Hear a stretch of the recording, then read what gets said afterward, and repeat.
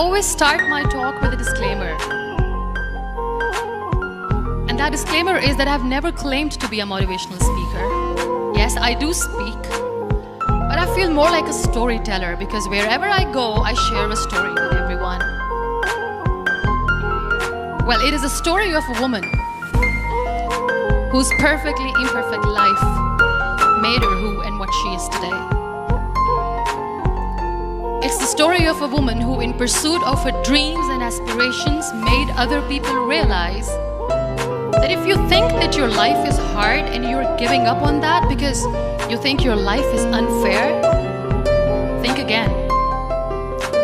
Because when you think that way, you are being unfair to your own self. It's the story of a woman who made people realize that sometimes problems are not too big. We are too small because we cannot handle them.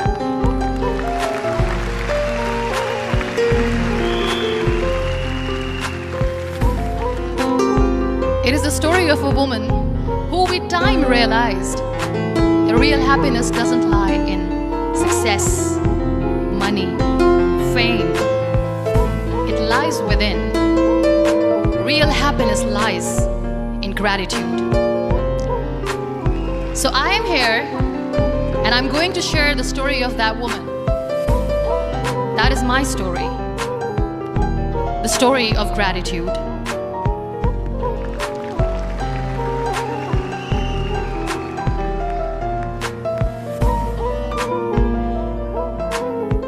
I love you too. I love you all.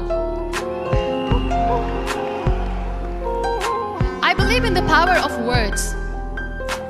Many people speak before they think. But I know the value of words. The words can make you, break you, they can heal your soul, they can damage you forever. So I always try to use the positive words in my life wherever I go. They call it adversity, I call it opportunity. They call it weakness, I call it strength. They call me disabled, I call myself differently abled. They see my disability. They see my disability, I see my ability. There are some incidents that happen in your life, and those incidents are so strong that they change your DNA. Those incidents or accidents are so strong that they break you physically. They deform your body, but they transform your soul.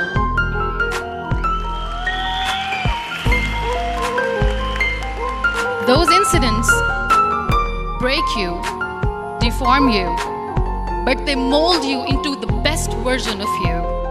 And the same thing happened to me. And I'm going to share what exactly happened to me. I was 18 years old when I got married. And this thing I'm sharing for the very first time on an international level. I was 18 years old when I got married.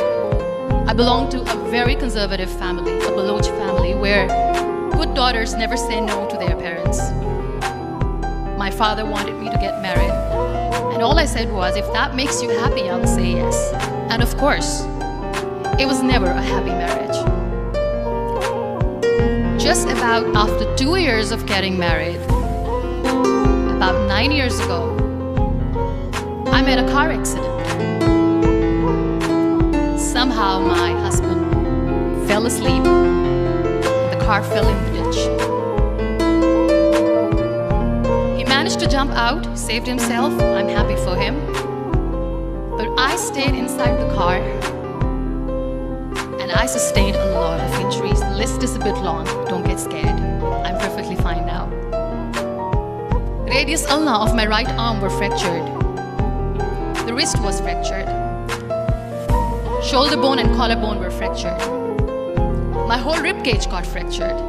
And because of the rib cage injury, lungs and liver were badly injured. I couldn't breathe. I lost urine and bowel control. That's why I have to wear the bag wherever I go. But that injury that changed me and my life completely as a person and my perception towards living my life was the spine injury. 3 vertebrae of my backbone were completely crushed and I got paralyzed for the rest of my life. So this accident took place in a far-flung area in the outskirts of a very small province, Balochistan, where there was no first aid, no hospital, no ambulance. I was in the middle of nowhere in that toppled car. Many people came to rescue. They gave me CPR. They dragged me out of the car. And while they were dragging me out, I got the complete transection of my spinal cord. And now there was this debate going on. Should we keep it here? She's going to die. Where should we go? There is no ambulance. There was this four-wheeler Jeep standing in the corner of the street. They said, put her in the back of the Jeep and take her to the hospital, which is 3 hours away from this place. And I still remember that bumpy ride. I was all broken.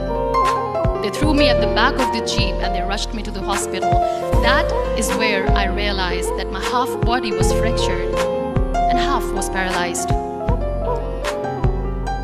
I finally ended up in a hospital where I stayed for 2.5 months. I underwent multiple surgeries. Doctors have put a lot of titanium in my arm. There's a lot of titanium at my back to fix my back. That's why people in Pakistan call me the Iron Lady of Pakistan. Sometimes I wonder how easy it is for me to describe all this all over again.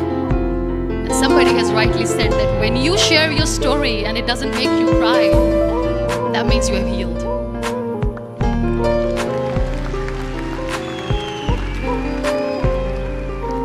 Those 2.5 months in the hospital were dreadful. I will not make up stories just to inspire you. I was at the verge of despair. One day, doctor came to me and he said, well, I heard that you wanted to be an artist, but you ended up being a housewife. I have a bad news for you. You won't be able to paint again because your wrist and your arm are so deformed, you won't be able to hold a pen again. And I stayed quiet. Next day, doctor came to me and said, your spine injury is so bad, you won't be able to walk again. I took a deep breath and I said, it's all right. The very next day, doctor came to me and said, because of your spine injury and the fixation that you have in your back, you won't be able to give birth to a child again. That day, I was devastated.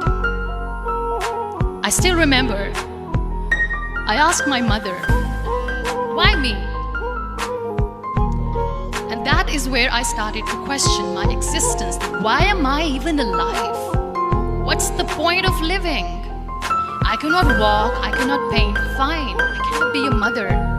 And we have this thing in our heads being women that we are incomplete without having children. I am going to be an incomplete woman for the rest of my life. What's the point? People are scared. They think I will get divorced. What is going to happen to me? Why me? Why am I alive? We all try to chase this tunnel. We all do this because we see light in the end of the tunnel, which keeps us going. My dear friends, in my situation, there was a tunnel that I had to roll on, but there was no light. And that is where I realized that the words have the power to heal the soul. My mother said to me, this too shall pass. God has a greater plan for you. I don't know what it is, but He surely has.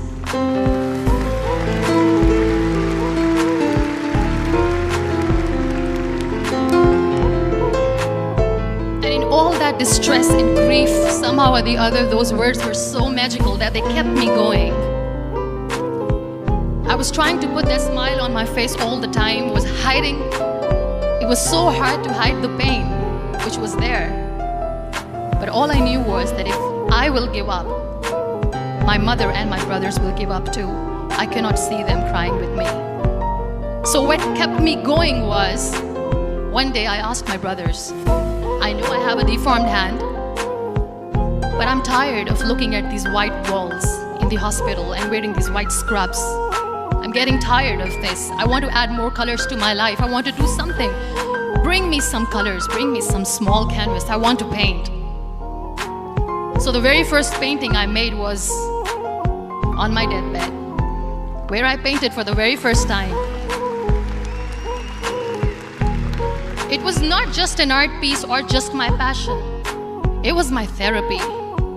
What an amazing therapy it was. Without uttering a single word, I could paint my heart out. I could share my story.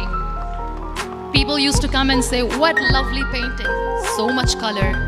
Nobody could see the grief in it. Only I could. So that's how I spent 2.5 months in my hospital, crying, never complaining or whining, but painting. And then I was discharged and I went back home. And I went back home and I realized that I have developed a lot of pressure ulcers on my back and on my hip bone. I was unable to sit. There were a lot of infections in my body, a lot of allergies. So doctors wanted me to lie down on the bed straight for not 6 months, for not 1 year, for 2 years. I was bedridden, confined in that one room, looking outside the window, listening to the birds chirping, and thinking maybe there will be a time when we'll be going out with the family and enjoying the nature. That was the time where I realized how lucky people are, but they don't realize.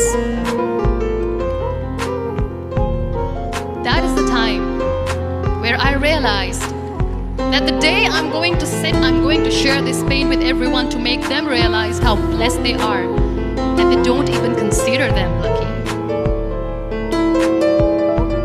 There are always turning points in your life. There was a rebirth day that I celebrated.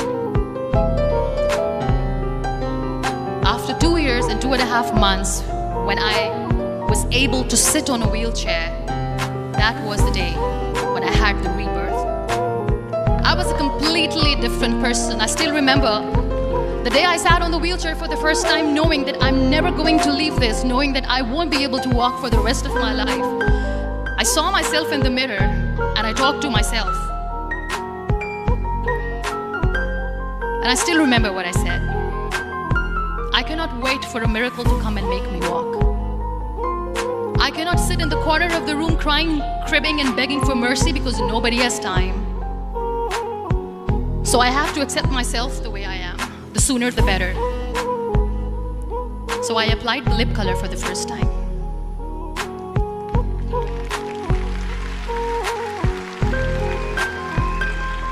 And I erased it. And I cried. And I said, what am I doing? A person on a wheelchair should not do this. What will people say? Clean it up. Put it again. This time I put it for myself. Because I wanted to feel perfect from within. And that day I decided that I'm going to live life for myself. I am not going to be that perfect person for someone. I am just going to take this moment and I will make it perfect for myself. And you know how it all began? That day I decided that I'm going to fight my fears. We all have fears. Fear of unknown, fear of known, fear of losing people, fear of losing health, money. We want to excel in career, we want to become famous, we want to get money. We are scared all the time. So I wrote down one by one all those fears. And I decided that I'm going to overcome these fears one at a time. Do you know what was my biggest fear? Divorce. I couldn't stand this word. I was trying to cling on to this person who didn't want me anymore, but I said no. I have to make it work. But the day I decided that this is nothing but my fear, I liberated myself by setting him free. And I made myself emotionally so strong that the day I got the news that he's getting married, I sent him a text that I'm so happy for you and I wish you all the best. And he knows that I pray for him today.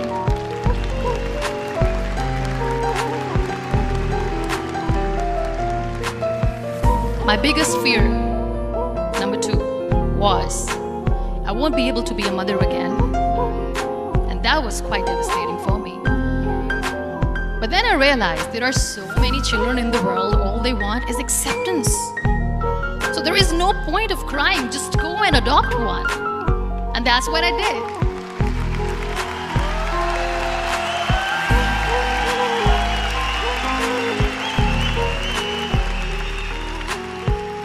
I gave my name in different organizations, different orphanages. I didn't mention that I'm on a wheelchair, dying to have a child. So I just told them that this is Muniba Mazari and she wants to adopt a boy or girl, whatsoever, but I want to adopt a kid. And I waited patiently. 2 years later, I got this call from a very small city in Pakistan. I got a call and they said, "Are you Muniba Mazari? There is a baby boy and would you like to adopt?" And when I say yes, I could literally feel the labor pain. I said, yes, I am going to adopt him. I am coming to take him home.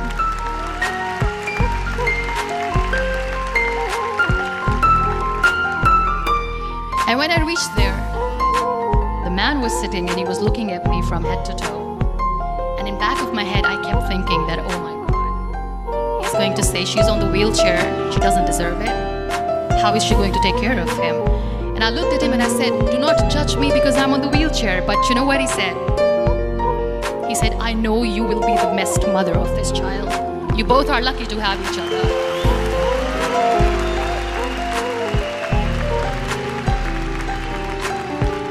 And that day, Niall was 2 years old, 2 days old, and today he's 6.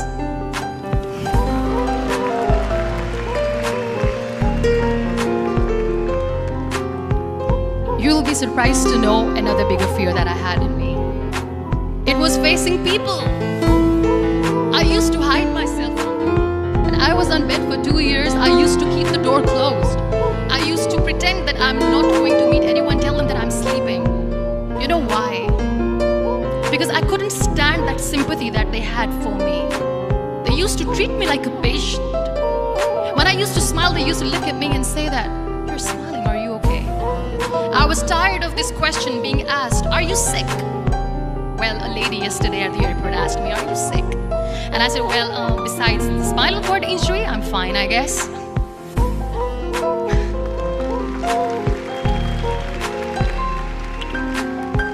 But those are really cute questions. They never used to feel cute when I was on the bed. So I used to hide myself from people, knowing that, oh my God, I'm not going to see that sympathy in their eyes. It's all right. And today I'm here speaking to all these amazing people because I have overcome the fear.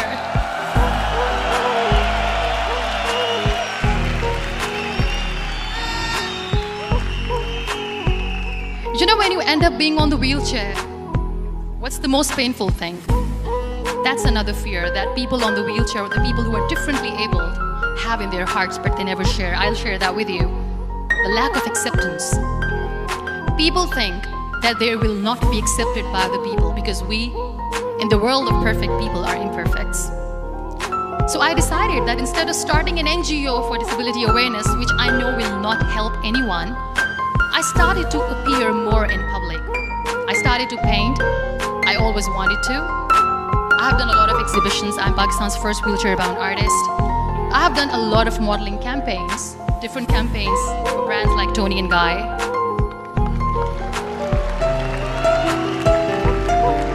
I have done some really funny, breaking the barriers kind of modeling. There was this one by the name Clown Town where I became a clown because I know that clowns have hearts too. I also decided that if I really want to make the difference, I am not going to let people use me for their polio campaigns where they will make you a victim and an emblem of misery and mercy and will say that, you know what, give polio drops to your children or they'll become like this girl. I decided that I'm going to join the national TV of Pakistan as an anchor person, and I've been doing a lot of shows for the last 3 years.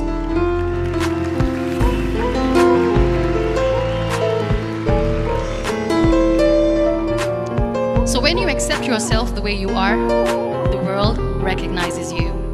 It all starts from within. I became the National Goodwill Ambassador for UN Women Pakistan, and now I speak for the rights of women, children. We talk about inclusion, diversity, gender equality, which is a must. I was featured in BBC 100 Women for 2015. I'm one of the Forbes 30 under 30 for 2016. And it all didn't happen alone. You all are thriving in your careers. You have bigger dreams and aspirations in life. Always remember one thing. On the road to success, there is always we, not me. Do not think that you alone can achieve things. No. There is always another person who is standing behind you, maybe not coming on the forefront, but behind you, praying for you and supporting you. Never lose that person. Never.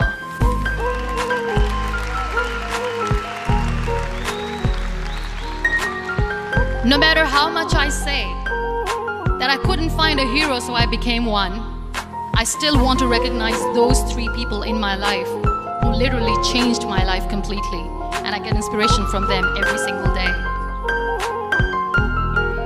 Waleed Khan. Many people know about the terrorist attacks in Pakistan.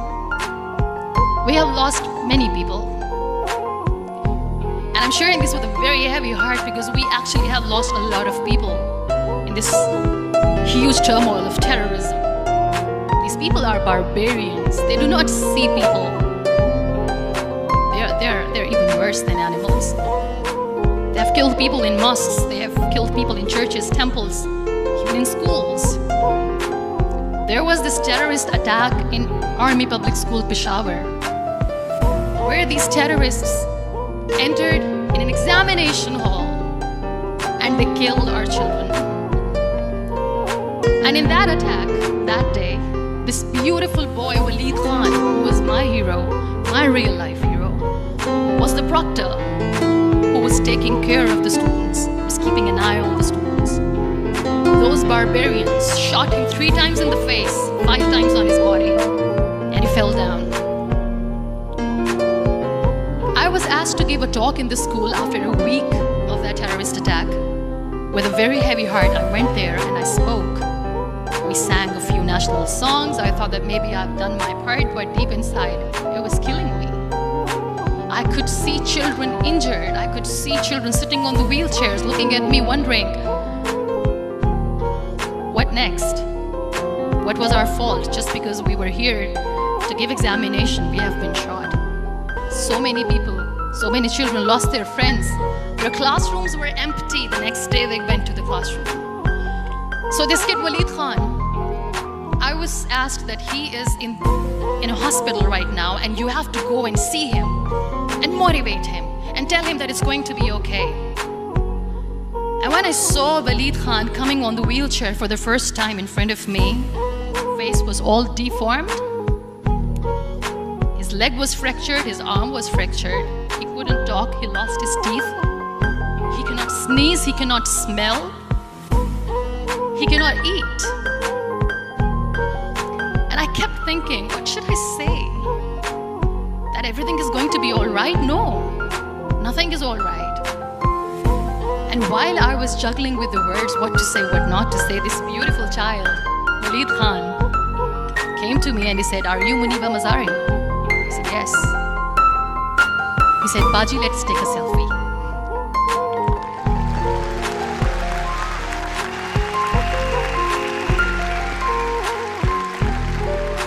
And with that beautiful, toothless smile of Waleed Khan, we took that beautiful selfie that I still have with me. I don't share that here because he was in a very bad shape that time. And that is where I realized that when I was thinking too much about his deformities, he's happy with himself. He doesn't even care. Because today he goes in the same school, and when somebody asks him that what happened to your face, why so many scars, you know what he says?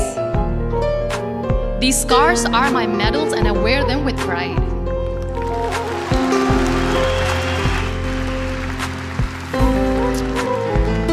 And how beautifully he says the terrorists wanted me not to study. I am going to study. I will become a doctor one day. And this is my way of taking revenge from those terrorists. Another real life hero, of course, my son. His name is Nile, N-I-L-E, River Nile. I learned so much from this kid. The The first and foremost thing is patience. How to be patient when you know that your mother cannot walk, when you know that your mother is different from the other women, when you know that your mother cannot go out and play with you. How to stay calm. He loves football. And when we got the very first football, he was 4 years old. He was super excited. I still remember he came in the room and he said, "Mom, let's play football." And he kept the ball in my feet. And he said, "Let's kick it." And that day I felt disabled. I said, "I cannot kick the ball." And I was down with the same face. He looked at me and he said, "Well, that's all right. Your legs are not working, but your hands do. Let's play catch the ball."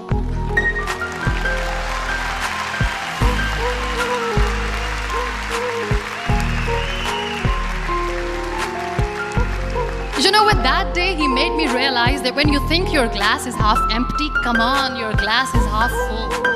It's all in here and here. Last but not least, the woman who made me realize that heroes have no gender. The woman who believed in me even when I was completely at the verge of despair, where everybody left. She was there. And every time I looked at her, without saying anything, she used to look at me and said, "This too shall pass. God has a bigger plan. And one day you will say that, oh my God, that is why God has chosen me." She never cried in front of me. She's always said that there will be haters, there will be naysayers, there will be disbelievers, and then there will be you proving them wrong. My mother.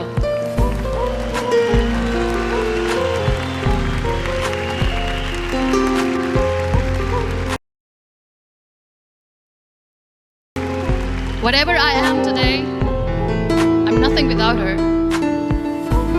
I'm nothing without her. Thank you, Mama. I wish you were here. Thank you for making me who I am.